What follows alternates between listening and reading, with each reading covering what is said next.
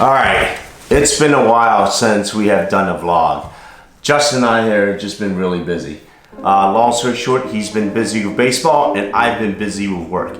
And along the way, there was additional types of activities going on with my daughter with cheer, and they were down in Florida.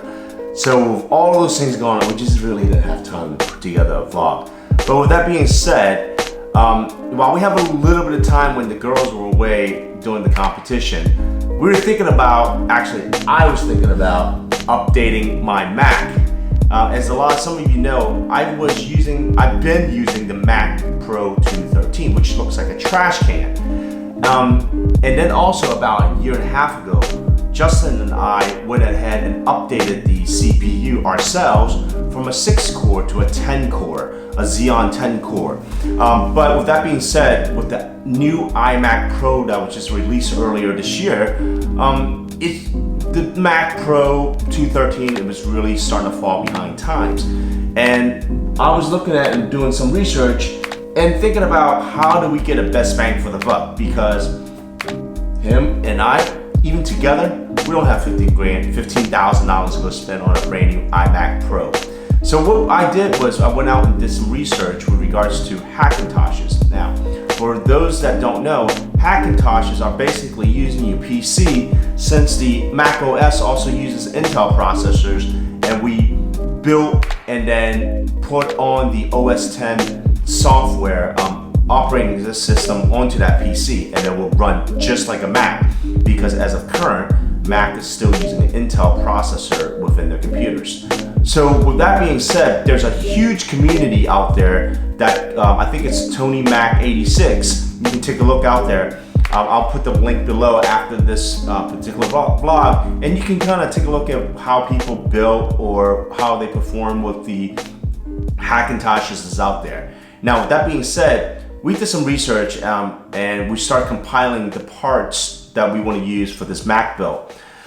First things first, processor, CPU. What is this one, Joss? i9 7900X. So this is the i9 7900X. So for those who don't know, this is basically a 10-core, 20-thread CPU. Pretty powerful. I think it runs a base clock speed of 3.3 Hertz, and it can boost up to 4.5 with 10 cores, 20 threads. So this makes the iMac, it's very comparable to the current iMac Pro being offered at $15,000. Now, you probably see the price tag, $1,019 for the CPU itself. I am happy to say that we did not pay that. At Micro Center, they were running a special that this particular CPU was going for $799. While it's not a huge deal, it's still a couple $100 so as we say that. So that's part number one. Second part that's very important, it's going to be the RAM. We chose the G-Skill RAM Sniper X that goes by 3200 frequency, a DDR4 3600. So while it's not the speediest RAM, it's not slow, because I think the newest RAM out there is like around the 4000 or 4400, and this is 36, and this is still quite speedy compared to majority of the RAM out there. Traditionally, I love to build a PC with the most RAM I can put in, and with the motherboard that I've chosen,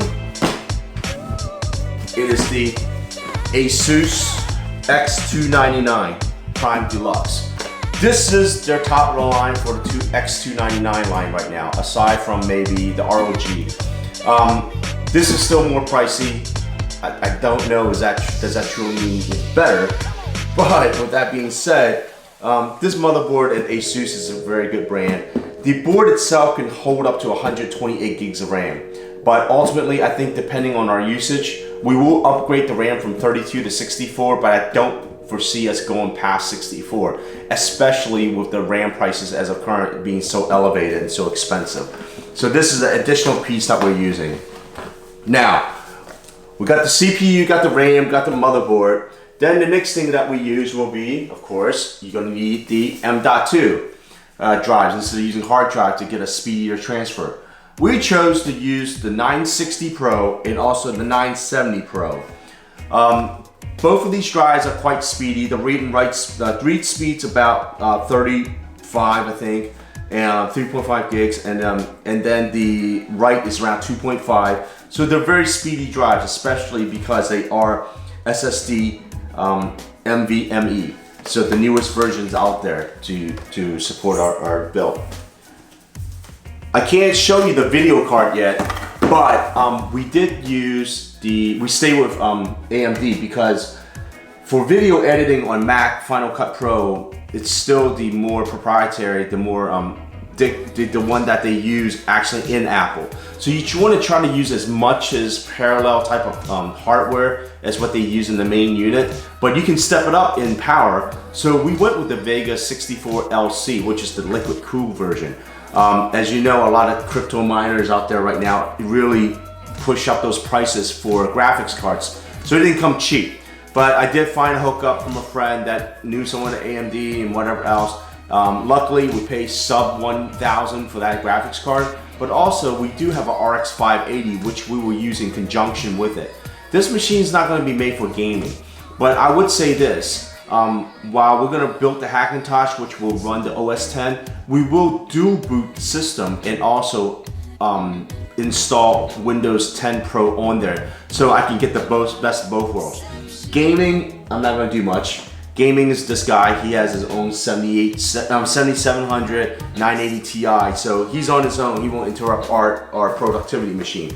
But to cool the CPU and a lot of the parts off, especially the CPU cooler we'll be using is the Thermaltake RGB 360 edition, which houses 3 120mm fans. I would love to build a water cool with full loop, but to maintain that system, it's just a pain in the rear from what I understand. So I was like, forget it. So we went with this guy here. Now to power everything, you need a good power supply. We went with a EVGA 1000 Platinum just to give us that steady, consistent power to power everything up. So this is majority of the components that went into this Hackintosh build.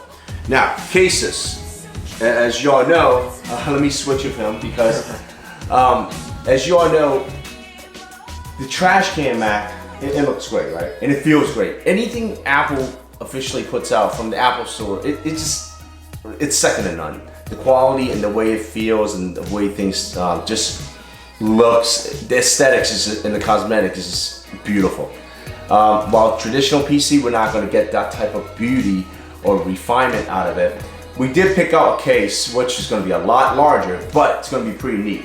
And Justin will probably be hitting after this, but this is the case that we went with. We went with the Thermaltake View 71. It has lots of LED lights, RGB. So this thing's gonna look kind of crazy, but it's gonna look kind of cool. I'm gonna link in everything down at the bottom, including the Amazon parts and everything for this particular Hackintosh build at the end of this, towards the bottom. So check those links out. Right now, no worries, I'm not getting paid or anything. This is purely our enjoyment still. So with that being said, the build itself, it's built by a company called Ignite Computers locally here in Southern Cal. I just didn't have the time to do a build on my own, to be honest with you, again, with all the activities going on. But they did a phenomenal job. It was minimum cost. It was about 10% of the build. So it's reasonable for the time they spent to help me do this build. Along the way, when they did this build, they also stressed the unit for over 30 plus hours to ensure that the system is stable and it just runs well with the OS 10 on there. They did install everything with the most updated software, which is the OS 10 High Sierra. That's the latest OS going to be on this build. Additionally, if you have any questions or anything going on out there that you have questions about with regards to building something like this, go to TonyMac86. Again, link's going to be on the bottom. You can take a look, and I'm sure you're going to be able to find all the information, if not more, out there for you to review. So with that being said, Josh, can you hear me? Yeah, he's behind the box. Let's get ready to get to the build. 1, 2, 3. All right, so here we go. This is the build. A lot of glass. Within this case, there's glass, tempered glass up top, tempered glass on the sides and the bottom. But mostly, I think this is what we want to kind of take a look at. So I'm gonna.